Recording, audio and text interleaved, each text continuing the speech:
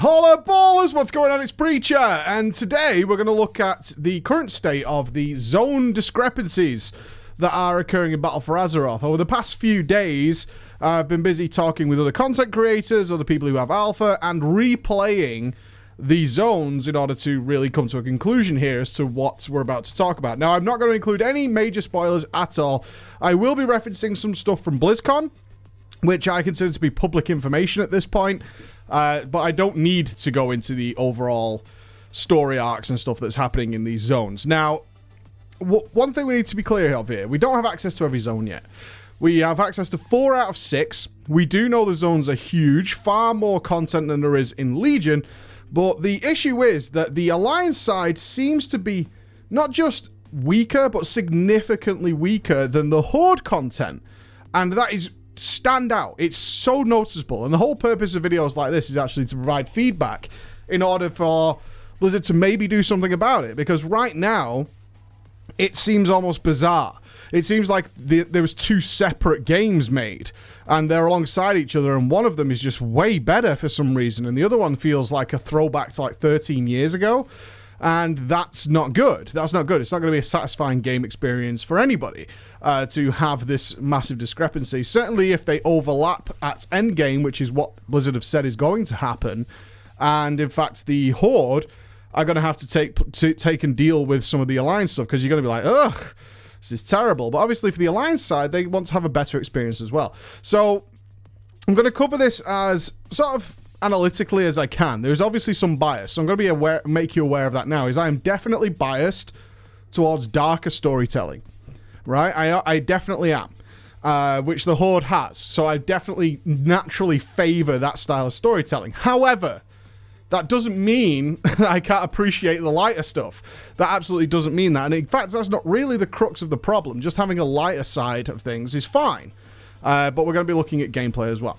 So what are the big problems so far? When the first 2 zones in the alpha were given to us, we received Nazmir, which was for the Horde, and we received Drustvar, which is the Alliance zone, and we got to play through them. Now, recently, a lot of things have been flying around saying, well, the zones are unfinished, but most of the questing and stuff is actually finished.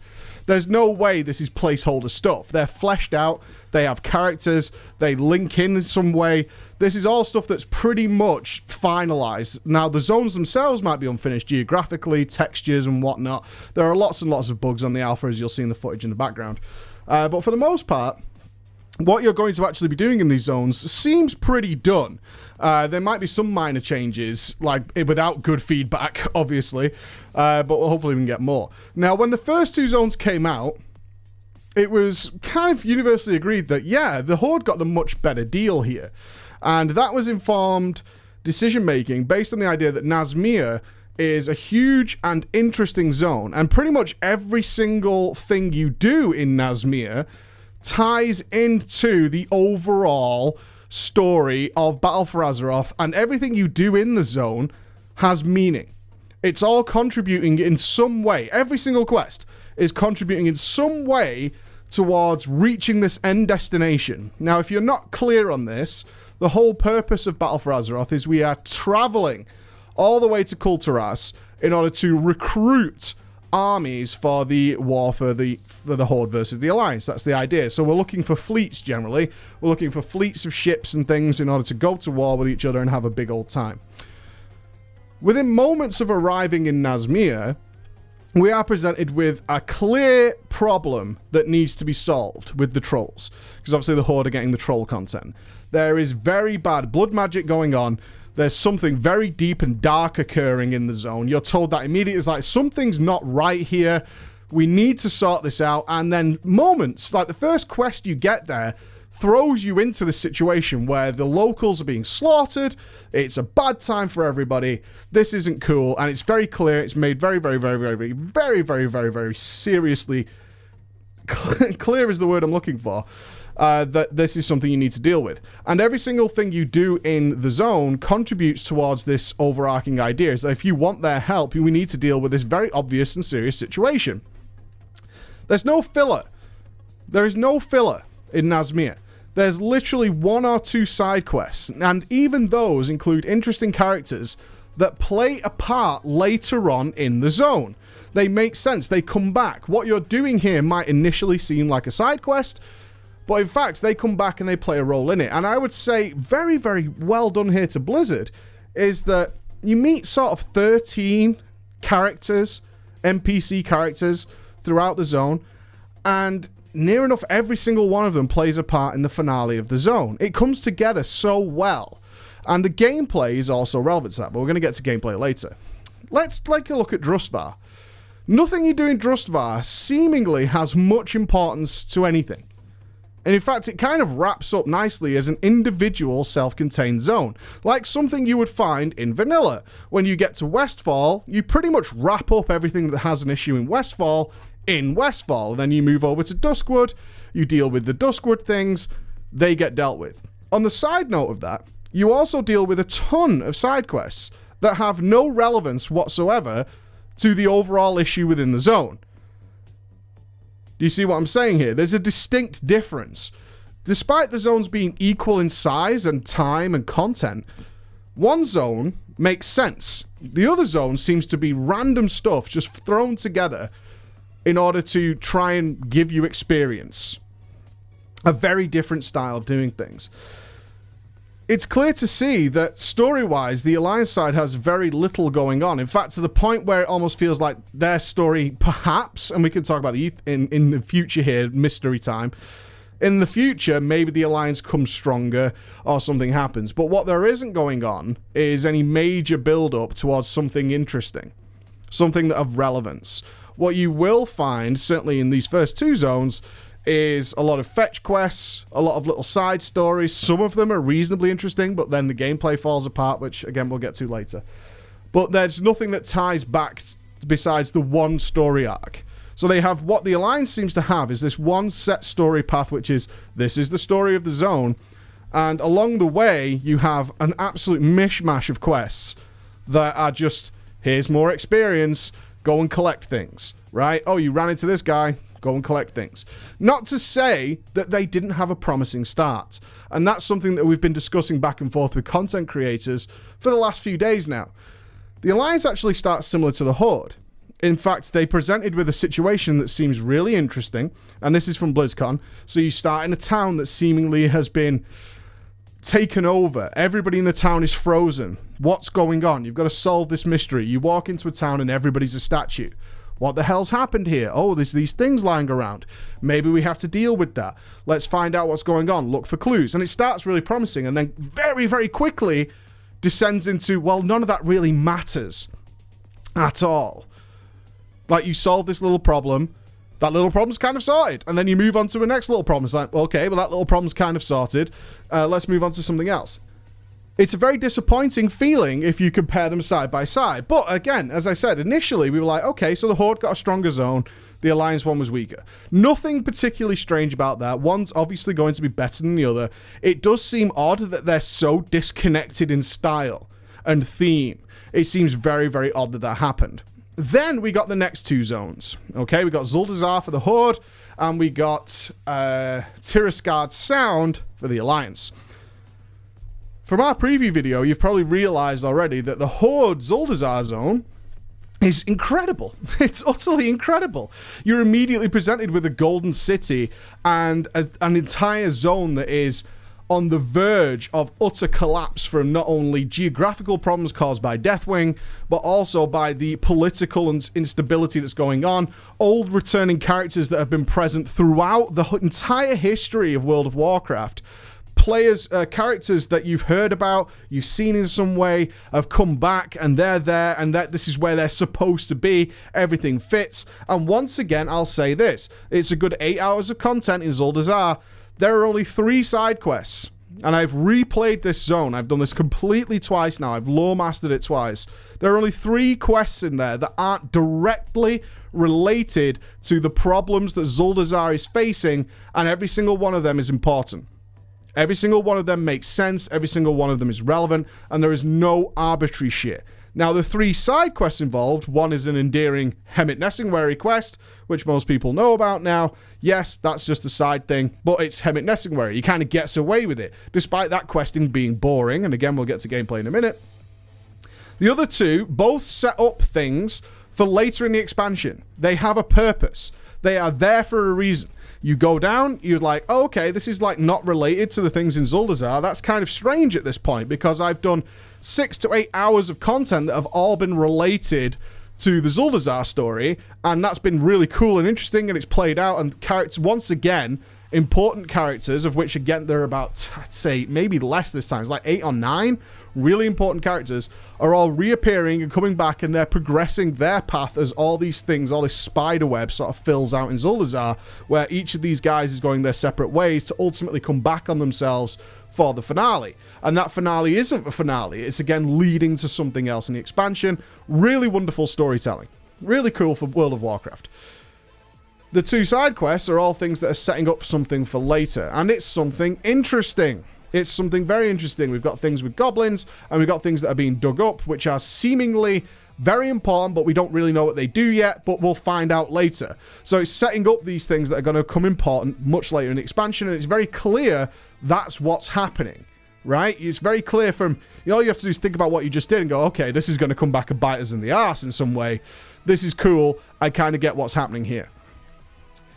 On the opposite side, we've got Tirisgarde Sound for the Alliance, which is the new, and both Zuldazar and Tirisgarde Sound are the new capitals we're going to be dealing with in Battle for Azeroth. Tirisgarde Sound's capital, Borealis, is the home of the Proudmoors, and initially, this was the first zone in 13 years that I actually turned off playing and refused to play.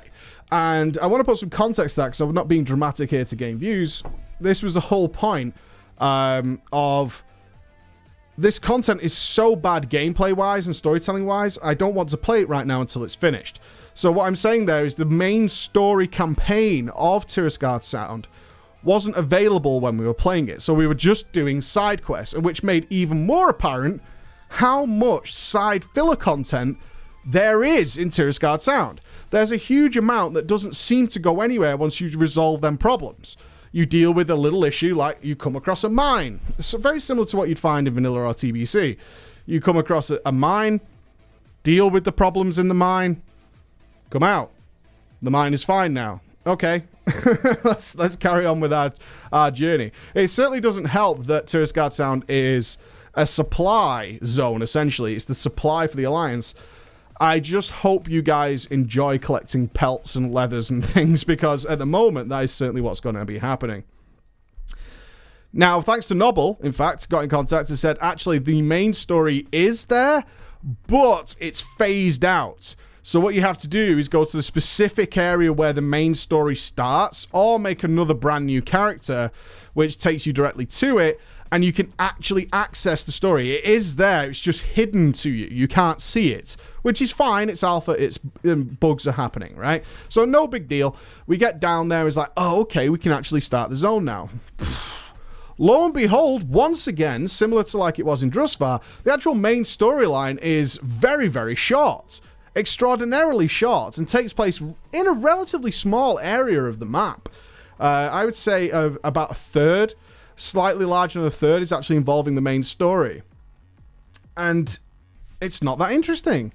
It has some promise. It's slightly better than what we found in Drustvar, but it's still not intriguing or compelling in any real way. At least to me. Again, this is story stuff, so it's subjective. And I know some of you are going to go, storytelling in WoW has never been great, Preacher. And I fully agree. Anybody who's followed my channel for a while would know that the lore of WoW has never really appealed to me. But I will say, in the last few years, that has got significantly better. We can look at zones like Suramar and a lot, in fact, most Legion zones, and say, actually, the story there was pretty goddamn good. Pretty goddamn good. And even now, the storytelling on the Horde side right now is fantastic. The Alliance side, though, my God. It's incredibly weak. And once again, and this is what I think is important here, once again, as it was in Drustvar, the story in Tirisgarde Sound starts very promisingly with, once again, although it is now starting to repeat itself, and this will become a theme, we arrive in an area that has some kind of weird, magical, maybe, corruption problem. It's a very obvious problem, a sickness that needs dealing with, very, very similar to what we happened in Drustvar. We deal with that problem, and seemingly that problem is just dealt with. doesn't tie into what we're doing later on at all. It's just another thing. And walking down the roads within Tirisgarde Sound, you're going to encounter random people who, once again, have some little issue. Does it relate in any way to what's happening overall with the Proudmoors and the Ashvane Company? No, it doesn't really. It might reference them, but it's not tying into anything they're doing anyway. And you get this overall feeling, and here's the crux of the issue with the Alliance stuff right now, you get this overall feeling that you're just doing shit for experience. And nothing more and nothing less. And you're basically a dog's body. You're essentially picking up the trash. Story-wise, the Alliance side needs more work. It feels very much like a WWE storyline right now, where we're told the stakes are high, but nothing's happening that seems to indicate that the stakes are high in any way, shape, or form. To give some... In terms of the light versus dark, I might give a couple of examples here. Most of you know Freehold, which is the pirate free folk town. So a lot of the Alliance stuff is kind of Game of Thrones referenced, but kind of a Disney Game of Thrones, almost directly. If I was a gambling man, and you guys well know, Blizzard likes to take inspiration, let's say, from other characters from other fictional universes and video games, I would easily say that one of the primary characters of the Tirisgarde Sound storyline is entirely based on a Disney character. There is no doubt about it. And we arrive at Freehold at some point, and we're told that it's a bad place, you know, it's been taken over. It used to be a free town, now it's not a free town. It's been taken over by this ruthless crew who are keeping everybody else out. Nobody's allowed in. This is all very secretive because of the overall plot that's going on in Tirisgarde Sound. No one can gain entry. That sounds pretty cool, right? Okay, do we have to sneak in? How do we get into this place that has been locked off? This old Freetown has now been taken over by these heavily armed militia pirate crews. How do we deal with that? Well, the answer, of course, is that we go to the guy who's recruiting for them and we tell him we've brought our own hat. And that instantly gains you access to the town unfettered because you brought your own pirate hat. Right. Well, that was weird. And it is weird. And this is the thing that I'm trying to get across here, is it takes you out of it almost immediately, is when you approach these situations, you're like, oh, well, that felt very odd. Why is this the scenario?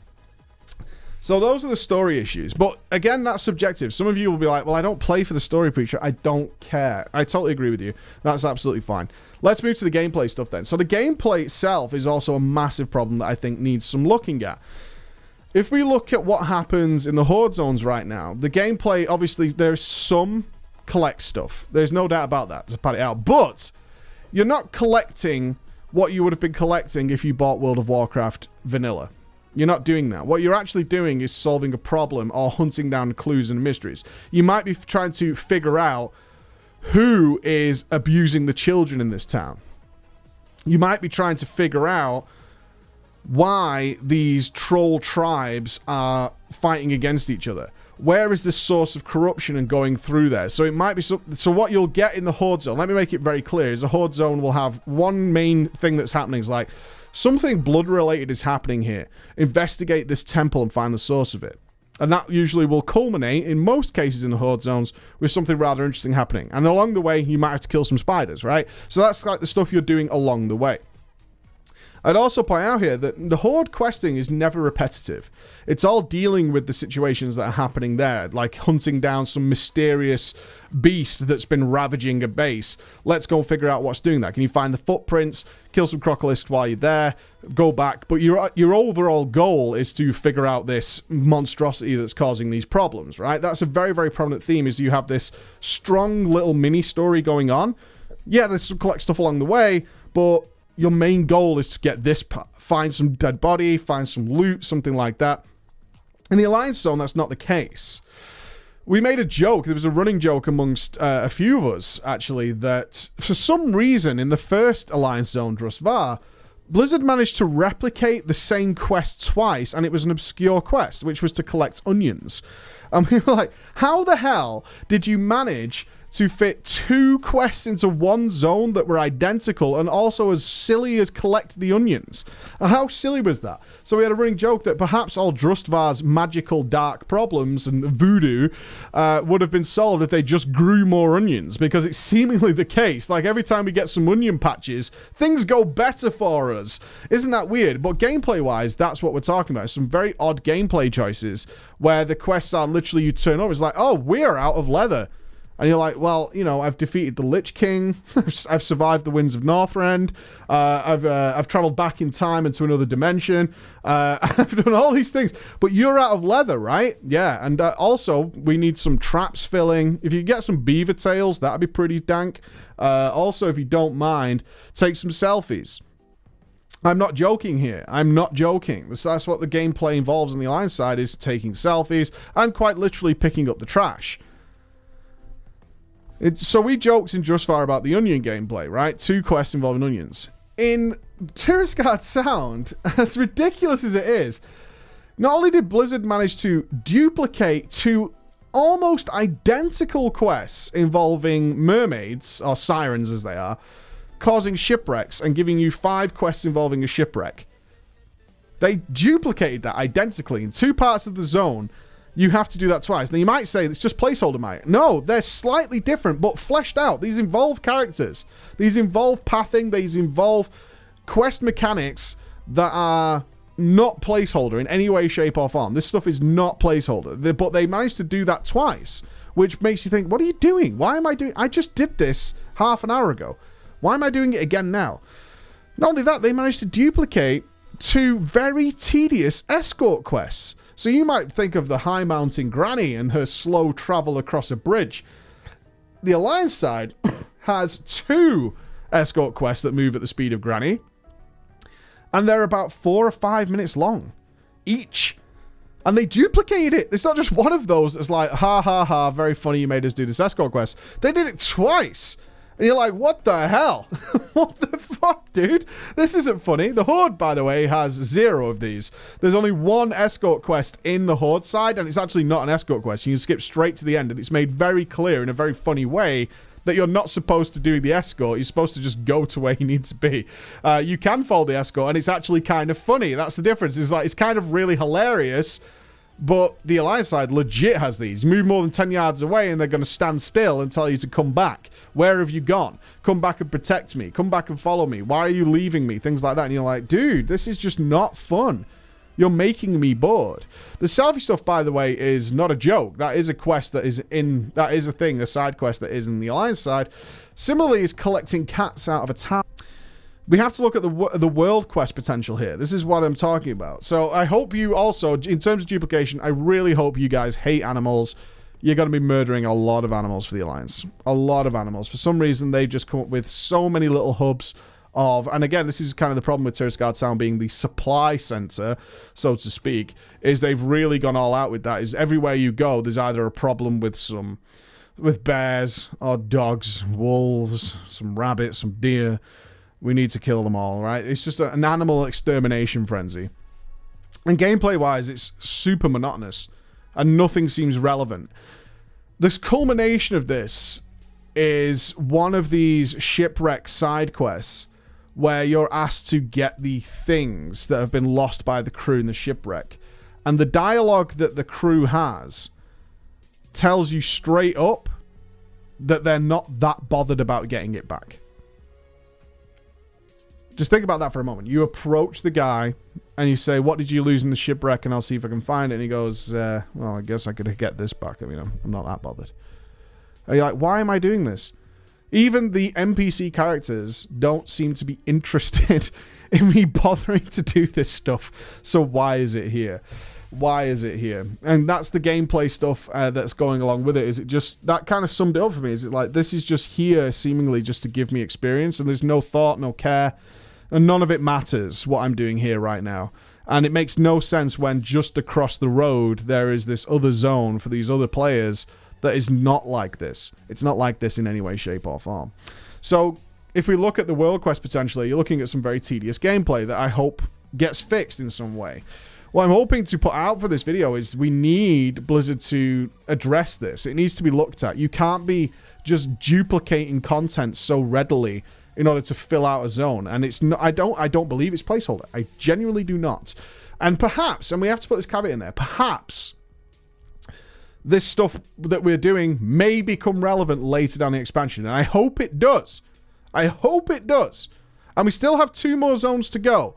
But right now, we tried to figure out amongst ourselves, why is this the problem? So if I was to ask you guys right now, perhaps there's an overwhelming amount of Horde compared to the Alliance. If I was to ask you guys right now, what is the ratio of Horde to Alliance across the whole game?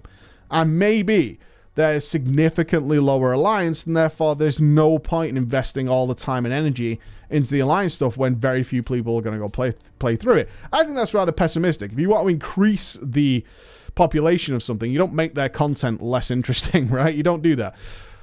Now, I'm sure many of you got different views depending on how you play. Some will say there's more Alliance than Horde, there's more Horde than Alliance. It's seemingly that way. Now, it's hard to get accurate information, but according to the sources we can get, such as Realm Pot and Guildox, it's actually about 50-50 across the EU and the US. So that doesn't seem to be the case. And some of you might be surprised at that. I was surprised by that. But seemingly, there's an ever so slight advantage to the Horde, but not a great deal. Not a great deal at all. So that doesn't seem to be a reason either. Andy actually suggested that perhaps it was similar to Legion, where we saw multiple teams being given different content within the Blizzard offices. Perhaps there's a case that the Alliance stuff was given to... They had both 2 goals to reach. Get here to here. We need the Proudmoors to end up here. And we need these players to end up here for the Trolls. Make that happen and fill the quest out. Perhaps that's the case. Perhaps they were given to different teams. The Alliance was dealt with somebody else. Maybe. Maybe. That could be a reason. If so, the Alliance team needs a real look at what the Horde team is doing and really question what's happening here, because you've made something that is not only worse, but significantly. In my opinion, of course, I will take full responsibility for this. In my opinion, significantly worse. And hopefully it can be remedied before it goes live. I'd love to see your reasons why you think this might be the case. Perhaps, statistically, according to the data, the Alliance side shifts very, very young. Could be that a lot of the younger players play Alliance, and therefore they've kept things kind of light and fluffy. As I said, most things start off kind of interesting, and then quickly descend into kind of normal, light, happy gameplay, and there's nothing that's going to drag you in and make you fully immersed, but there's nothing that's really going to offend you, or anything like that. Whereas on the Horde side, fuck yeah, dude, you're going to be in for some tears if you're, emotionally inclined. If you read the stories, you're going to be pretty upset about some things. But for me, that's what I prefer. So maybe it could be that it's fine because people don't want that kind of experience. I don't really want to be emotionally invested in the story. I want it to be a kind of very, very light, happy experience, and I don't mind doing monotonous gameplay on top of that in order to keep that experience, rather than being told some sort of interesting story, is the only way I can say. I'll leave it to you to decide. Ladies and gentlemen, let's hope something can be done. Bye-bye.